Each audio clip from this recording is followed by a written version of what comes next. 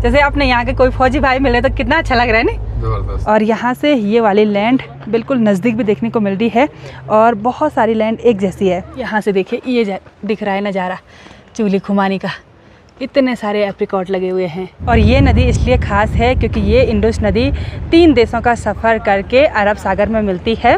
तो ऐसा बोलते हैं कि जैसे हम यहाँ से आगे जाते हैं ना बोला, तो अगर गाड़ी न्यूट्रल करेंगे तो गाड़ी डाउन पे नहीं जाती है, वो पीछे आती है। ये आश्चर्य वाली बात है भाई, लेकिन मैं मानती हूँ कि ये ऑप्टिकल इल्यूजन है। तो चलिए जी, फाइनली मैंने लद्दाख की पारंपरिक पोशाक पहन ली है। यहाँ सर में इतना भयंकर हैवी हो रहा है ना, ये ना सच में ओरिजिनल है। ये देखो, मैंने बोला किसको मारना है, बोला किसी को भी मार दो। हर हर महादेव, जय श्री केदार। प्रणाम आप सभी को। मैं प्रियंका तिवारी आप सभी का स्वागत करती हूँ लद्दाख के खूबसूरत लामायुरु गांव से। आज सुबह से ही यहाँ का मौसम गुमसुम सा है, आसमान पर पूरी तरह से बादल छाए हुए हैं और इसी के साथ लामायुरु गांव के चारों तरफ के नज़ारे कुछ इस तरह के देखने को मिल रहे हैं। नीचे लेह हाईवे है तो वहाँ पर दिन भर चहल पहल है और गाँव का एरिया कुछ इस तरह का है। हमने इस प्यारे से होम स्टे में नाइट स्टे किया और ऊपर गाँव देखने को मिल रहा है, ऊपर धार में मोनेस्ट्री है। आज सुबह के टाइम पर हमने लामायुरु गांव की सैर की और साथ ही यहाँ की लोकल डिश चुटगी का आनंद लिया, जो कि टेस्ट में बहुत ही गजब की थी। गांव के बीच में सिंगे होम स्टे में रुकने का एक्सपीरियंस बहुत ही बढ़िया रहा। बहुत ही सुंदर घर इन्होंने बना रखा है। नीचे ये लोग खुद रहते हैं और इधर साइड भी ये होम स्टे का ही एरिया है। आज हमारी लद्दाख यात्रा का ये चौथा दिन है और लामायुरु गांव के इस खूबसूरत से होम स्टे में स्टे करके बहुत ही बढ़िया लगा। और अब चेकआउट टाइम हो गया तो अब बढ़ते हैं आज के खूबसूरत सफ़र में आगे। आज भी ये पूरी तरह से पैक हो गए हैं। रात को बुखार आया था ना कल? अच्छा, डेली आ रहा है आपको? मेरे को हाई अल्टीट्यूड पे हो रहा है। हाँ ना, जिस दिन से सफर किया ना उस दिन से डेली बुखार ही आ रहा मुझे। 2-2 घंटे। हाँ, वो भी शाम के टाइम पे। चलो ऐसे होता है हाई एल्टीट्यूड पे। और इधर साइड फ्लावर तो बड़े अच्छे खिले हुए हैं और थैंक यू सो मच इतनी अच्छी व्यवस्था करने के लिए। हाँ, पूरा परिवार के साथ आएंगे और गांव घुमाने के लिए भी थैंक यू। चलो ठीक है, मिलते हैं। ठीक है, बाय बाय। ठीक है, थैंक यू, बाय। ठीक है, बाय बाय, मिलेंगे फिर। Okay okay okay. गाड़ी हमने यहाँ घर के अंदर पार्क करी हुई थी और घर के मेन गेट के लेफ़्ट साइड हमको ये प्रेयर बेल देखने को मिल रही हैं। ये सभी लोग इन बेल को घुमाते रहते हैं। ओम मणि पद्मे हों ये मंत्र है। ये देखिए ऐसे कुछ हर किसी के घर के आगे मुझे ऐसी बेल देखने को मिली।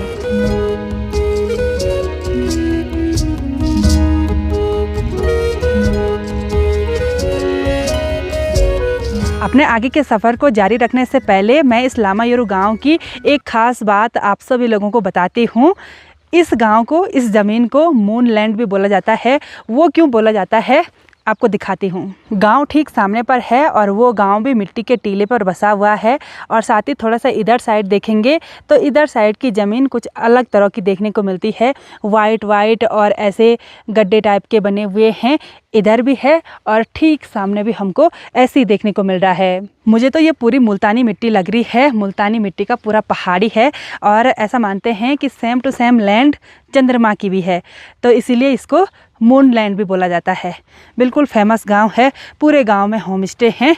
अब दिखाई दे रही है पूरी लैंड एक जैसी, पूरी मुल्तानी मिट्टी के पहाड़ हैं और इस रोड पर हमको बाइकर्स ज़्यादा देखने को मिल रहे हैं। रेस्टोरेंट वाले एरिया में काफ़ी रश देखने को मिलता है और मुझे तो यहाँ पर 2 याक देखने को मिले हैं। ये मरे हुए हैं और ये ओरिजिनल चमड़ी है इनकी, मतलब ये ओरिजिनल है और इसके अंदर कुछ भरा हुआ है, तो ऐसे स्टैचू खड़े कर रखे हैं। और साथ ही इनके ऊपर ये देखिए यहाँ की घास, लद्दाख में यही घास होती है, नाम तो नहीं पता, अजीब सा नाम है। तो वो घास भी ऊपर से रखी हुई है और यहाँ की कंडी कुछ इस तरह की है। पीठ में जो टोकरी लेकर जाते हैं वो कुछ इस तरह का है। तो ये देखो ये कैसे मर गए होंगे, मार दिए होंगे उन्होंने। नहीं, मर गए होंगे। हाँ, अभी मारे हुए होंगे। हाँ, मर गए होंगे, फिर उनको ऐसे किया हुआ है। थोड़ा सा आगे बढ़ते ही यहाँ पर एक व्यू पॉइंट है और यहाँ से ये वाली लैंड बिल्कुल नज़दीक भी देखने को मिल रही है और बहुत सारी लैंड एक जैसी है, ऊपर से लेकर इधर से लेकर और इधर साइड भी थोड़ा थोड़ा एक जैसी है।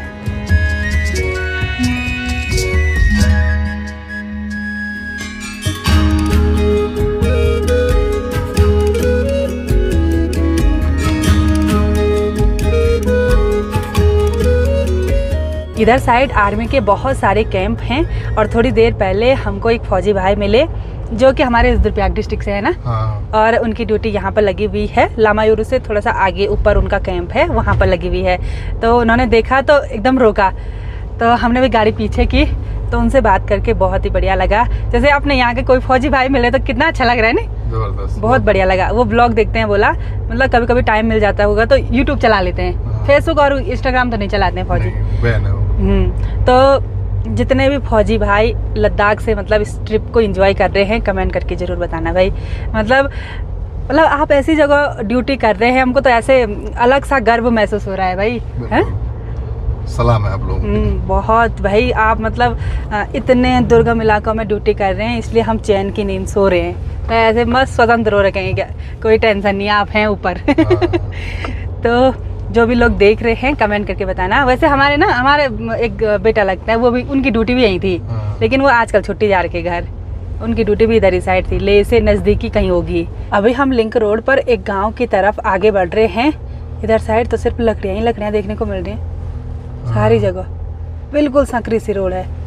और हम यहाँ इसलिए जा रहे हैं क्योंकि इधर साइड बगीचों में हमको एप्रिकॉट के पेड़ देखने को मिल रहे हैं। तो हमने सोचा कि थोड़ा चलते हैं, और गाड़ी बैग का मुकाना अब देखते हैं आगे से। ये देखो, ये सब अखरोट के पेड़, एप्रिकॉट के पेड़, ये सब हैं। ओ भाई, हम थोड़ा सा आगे आए तो यहाँ पर कुछ इस तरह के घर देखने को मिल रहे हैं, और साथ ही यहाँ से आगे अब रोड ही नहीं है, और दोनों साइड ये जितने भी हरे भरे पेड़ हैं ना, ये एप्रिकॉट के, अखरोट के पेड़ हैं। और इन पर देखिए कुछ इस तरह से ये चूली खुमानी ऐसे बोलते हैं हमारे यहाँ, तो वो लगे हुए हैं। यहाँ से देखिए ये दिख रहा है नज़ारा चूली खुमानी का, इतने सारे एप्रिकॉट लगे हुए हैं, और अखरोट के पत्तों की सुगंध दूर तक फैल रही है। अखरोट कुछ इस तरह के हैं, अभी बिल्कुल हरे हरे हैं, अगस्त या सितंबर तक हार्वेस्ट हो जाएंगे। हम अपनी गाड़ी लेके सीधे यहाँ अंदर, इधर साइड भी होम स्टे हैं, ये होम स्टे हैं सारे। होम स्टे नहीं, अच्छा, ये अपने घर है लोगों के। अच्छा अच्छा, तो यहाँ पर देखिए काफ़ी खुला खुला स्पेस है, और ये वाली घास है गाय वगैरह को देने के लिए, और ये वाले पेड़ हैं, ये इनके आंगन में ये एप्रिकॉट के ही पेड़ हैं सारे। किसी पेड़ पर तो पके हुए हैं और किसी पेड़ पर बिल्कुल हरे हरे हैं। ये ज़्यादा बड़े पेड़ भी नहीं है, छोटे ही हैं। और उधर साइड वो अंगूर की बेल भी है, ज़्यादातर एप्रिकॉट ही देखने को मिल रहे हैं। बाकी यहाँ पर, हाँ वो अंगूर है, और बाकी यहाँ पर एक प्लम का पेड़ है। इस पेड़ पर पत्ते कम और फल ज़्यादा देखने को मिल रहे हैं, और टहनी टोटे ना, इसलिए कुछ इस तरह से डंडे लगा रखे हैं ऐसे सहारा देने के लिए। ये वाला हमने जैसे ही गांव का एरिया देखा वैसे हम अंदर घुस गए, तो यहाँ पर ऐसे फलों के पेड़ देखने को मिले।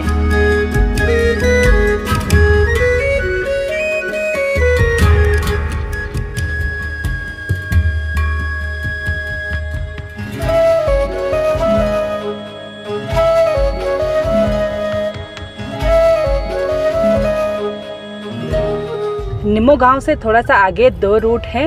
ये लेफ़्ट साइड वाला रूट जाता है डायरेक्ट लेह के लिए, और राइट साइड वाला रूट जाता है दारचा पदुम के लिए, जहाँ से होते हुए हम आए हैं। लेकिन हम इस वाले रूट से नहीं आए, हम दूसरे रूट से आए। इस रूट से हम थोड़ा सा आगे तक जा रहे हैं क्योंकि आगे दो मुख्य नदियों का संगम होता है, तो संगम को देखने के लिए चलते हैं। और ये जो रूट है ना, ये झंस्कार वैली के लिए जाता है, यानी कि इधर साइड से ये झंस्कार वैली शुरू हो गई, जहाँ से हम उधर से आए ना। तो ये इधर से भी शुरू हो गया। अगर यहाँ से आते तो बहुत जल्दी पहुँच जाते ना, बहुत जल्दी पदुम से एक दिन में ले पहुँच जाते। हम घूम के आए ना। हाँ, हम कारगिल होते हुए आए, रास्ते के अलग अलग गाँव के नज़ारे देख कर आए। लेकिन हमने फिर भी एक वैली मिस की। कौन सी वाली? आर्यन वैली। हाँ। संगम को देखने के लिए यहाँ पर बहुत ज़्यादा टूरिस्ट आए हुए हैं, और अभी अच्छे से तेज़ धूप भी खिल गई।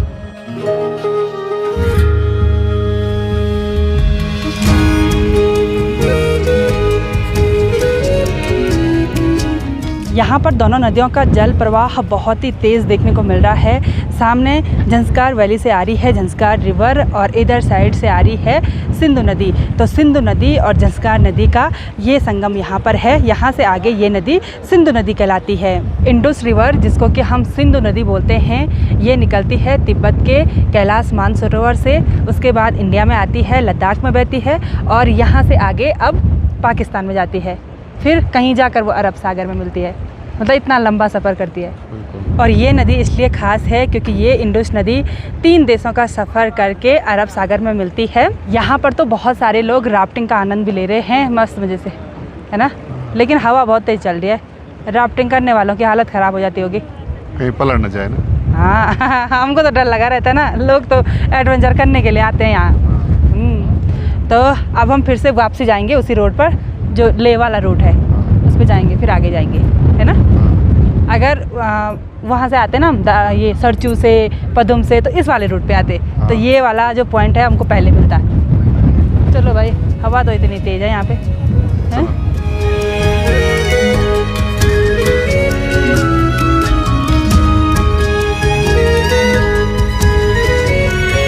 सफ़र में आगे बढ़ते हुए अभी हम एक ऐसी अद्भुत जगह पर पहुंच गए हैं।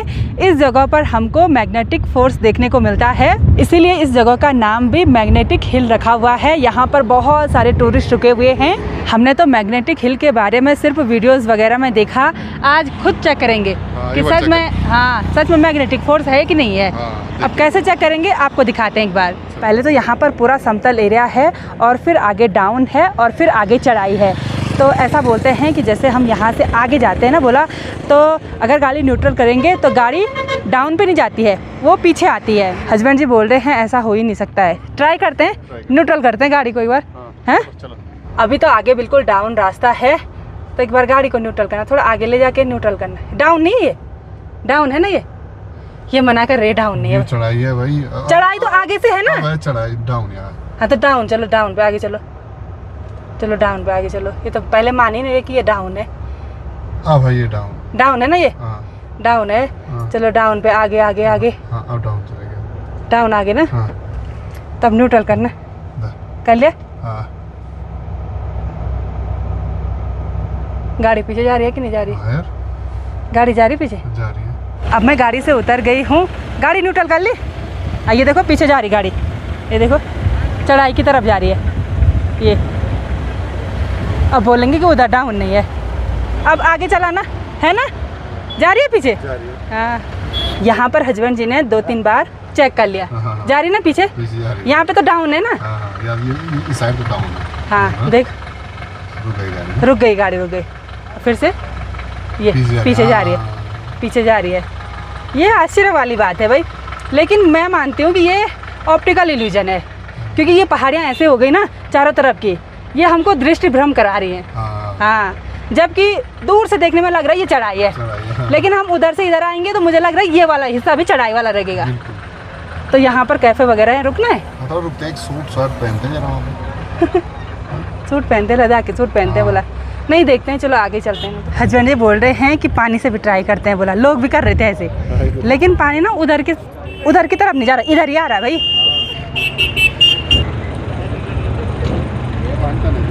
पानी भी इधर ही आ रहा है, यानी कि नहीं है, ये तो मान ही नहीं रहे। नहीं है भाई, डाउन इधर ही है। यहाँ मैग्नेटिक हिल पर हस्बैंड जी तो मैग्नेटिक फोर्स को नहीं मान रहे हैं, बोल रहे हैं उधर की साइड डाउन है। और अभी हम आगे हैं एक शॉप पर, और यहाँ पर ये लोग लद्दाखी पोशाक देते हैं, उसके बाद हम उस पोशाक के साथ फ़ोटो खिंचवा सकते हैं। कुछ इस तरह के फ़ोटोग्राफ ये दिखा रहे हैं कि अलग अलग टाइप की ड्रेस है, बोला लद्दाख की।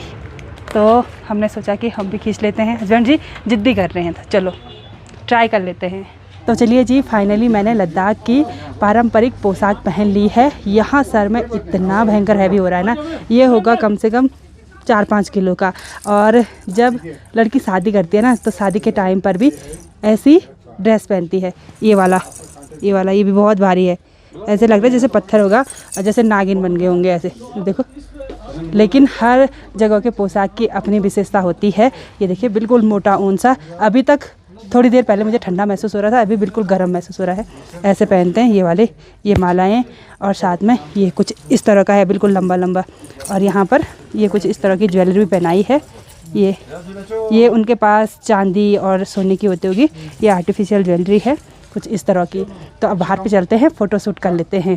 भैया जी बोल रहे हैं लद्दाख की रानी बनना बहुत मुश्किल है, बोला, क्योंकि बहुत भारी वज़न उठाना पड़ता है। ये हवा करने के लिए पंखा भी दे दिया, बाहर तो ऑलरेडी इतनी भयंकर हवा चल रही ना, हम उड़ जाएंगे इस पोशाक को लेकर, इतनी ठंडी हवा। तो यहाँ पर हमने कुछ फ़ोटो शूट वगैरह कर ली हैं। और ये सर का ना बहुत ही भयंकर भारी हो रखा है, वो भाई साहब है ना, उन्होंने बिल्कुल टाइट बांध रखा है, नहीं तो ये भी उड़ जाता भाई, इतनी ठंडी हवा महसूस हो रही है। तो अब हम दूसरी वाली ड्रेस ट्राई करते हैं। सर में टोपी ना दूसरी भी होती है बोला, तो पहनते हैं। ये देखो ऐसे ज्वेलरी जब ओरिजिनल पहनते होंगे ना तो कितना भयंकर होता होगा। इसको भी दिखाओ यहाँ ऊपर से, ये वाला ये बिल्कुल अलग सा ही है देखो, और पीछे कुछ इस तरह का ऐसे इतना लंबा होता है, इतना लंबा लंबा ऐसे फर्स्ट टाइम ट्राई किया, मुझे तो अजीब सा भी लग रहा है किसी टाइम कि क्या पहन रखा है मैंने। लेकिन हर जगह की जो पोशाक होती है ना उसकी अपनी एक विशेषता होती है, बहुत ही यूनिक। जैसे ऐसी पोशाक किसी की नहीं होगी, सिर्फ लद्दाख वालों की होगी, तो ये बहुत यूनिक बात है। तो चलिए जी, मैंने अभी दूसरी ड्रेस भी पहन ली है, साथ में दूसरी ज्वेलरी, और अभी हल्की वाली टोपी रख दी है कुछ इस तरह की, और एक दूसरे टाइप की भी टोपी होती है। मतलब टोपियों के भी बहुत कलेक्शन हैं लद्दाख की महिलाओं के पास। और अभी भाई जी ने हाथ पर ये बड़ी सी तलवार दे दी, ये ना सच में ओरिजिनल है। ये देखो, मैंने बोला किसको मारना है, बोला किसी को भी मार दो मजाक कर रहे थे, वो भी मजाकिया हैं बहुत। और उन्होंने व्लॉग में आने से मना किया, इसलिए हमने उनको व्लॉग में नहीं लिया, मतलब थोड़ा बहुत ही लिया। और ये मैंने बोला थोड़ा तलवार चलाएंगे और थोड़ा सा हवा भी कर लेंगे, वैसे हवा तो ऑलरेडी हो ही रही है। तो अभी ये रेड कलर वाली ड्रेस पहनी है, ये देखिए कुछ इस तरह की, कैसी लग रही है। लेकिन ये ड्रेस ना ठंड बचा रही है, जैसे टोपी भी एकदम गर्म, सर गर्म हो गया सीधे, ऐसा हो रहा है। इस जगह पर हमको लगभग 1-1.5 घंटे से ज़्यादा हो गया। तो अब बढ़ते हैं लेह की तरफ आगे। इन्होंने तो मना किया, कोई भी मैग्नेटिक फोर्स नहीं है, खाली बोल रहे हैं, ऐसे बोल रहे हैं, वैसे बोल रहे हैं। लेकिन मुझे लगता है कि ये ऑप्टिकल इल्यूजन हो सकता है, कि हमको लग रहा है ये डाउन है, लेकिन ये डाउन नहीं है, ये एरिया के हिसाब से ऐसा हो रहा है। चलो भाई, सब लोग यहीं पर ऐसे ही चेक कर रहे हैं, तो चलते हैं। जैसे वो ड्रेस उतारी ना वैसे ठंडा महसूस हो रहा है, लेकिन वो ड्रेस बड़ी हैवी थी भाई। हाँ, इन्होंने नहीं पहनी, उन्होंने मैं नहीं पहन रहा, बोला तू भी पहन, बोला। बहुत सारे लोग इन पहाड़ियों में ATV राइड का आनंद भी ले रहे हैं, मस्त एंजॉय कर रहे हैं।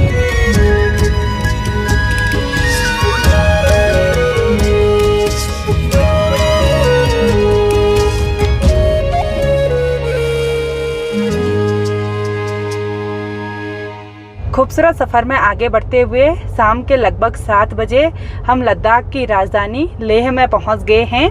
आज हमारा नाइट स्टे यहीं लेह शहर में होने वाला है, और हमने एक प्यारे से होम स्टे में अपने लिए रूम भी ले लिया। और आज का रूम कुछ इस तरह का होने वाला है, बहुत ही सुंदर सा प्यारा सा डबल बेड का रूम, काफ़ी खुला खुला स्पेस इसमें है, और वॉशरूम इधर की साइड है, साथ में वार्डरोब भी है, और इधर साइड बालकनी भी है बाहर पर। इधर साइड भी विंडो है, यहाँ के नज़ारे भी देख सकते हैं, और साथ ही उधर साइड भी विंडो है, तो वहाँ के नज़ारे भी देख सकते हैं। कैसा रहा तब? बहुत बढ़िया, बिल्कुल रीजनेबल प्राइस पे, बहुत बढ़िया प्राइस पे, इतना बढ़िया और साफ सुथरा रूम, और नए कमरे बिल्कुल। हाँ, हर चीज नया, फर्नीचर नया, रजाई गद्दे नए, हर चीज नया। और रूम में आते ही हमको यहाँ पर ब्लैक टी आ गई है, तो एक बार ब्लैक टी का आनंद लेते हैं। ब्लैक टी नहीं, लेमन टी है वो। लेमन टी है? हाँ, चलो जो भी है चेक कर लिया। तो चलिए जी, अब रिलैक्स हो जाते हैं। और आज के दिन का पूरा सफ़र बहुत ही बढ़िया रहा, और हम इतने प्यारे होम स्टे में रुके हुए हैं ना, इस होम स्टे को मैं अगले ब्लॉग में ज़रूर आप सभी लोगों को दिखाऊंगी। और अब लेमन टी का आनंद लेते हैं, उसके बाद डिनर में बोलना आज क्या खाएंगे, मोमोज़, क्योंकि उन दीदी लोगों ने बोला कि हम तो आज डिनर में सूप और मोमोज़ खाने वाले थे, आपके लिए क्या बनाएं। मैंने कहा जो आप खाते हैं, क्योंकि हम होम स्टे में रुके हुए हैं, तो हमने बोला जो आप खाएंगे वो हम भी खाएंगे। तो मोमोज़ का आनंद ये लोग डिनर में लेते हैं, मतलब हम तो स्नैक्स के रूप में लेते हैं, लेकिन ये डिनर में खाते हैं। तो चलिए जी, इस व्लॉग को इतना ही रखते हैं, मिलते हैं आप सभी लोगों को अपने नेक्स्ट व्लॉग में। तब तक के लिए जय देव भूमि उत्तराखंड।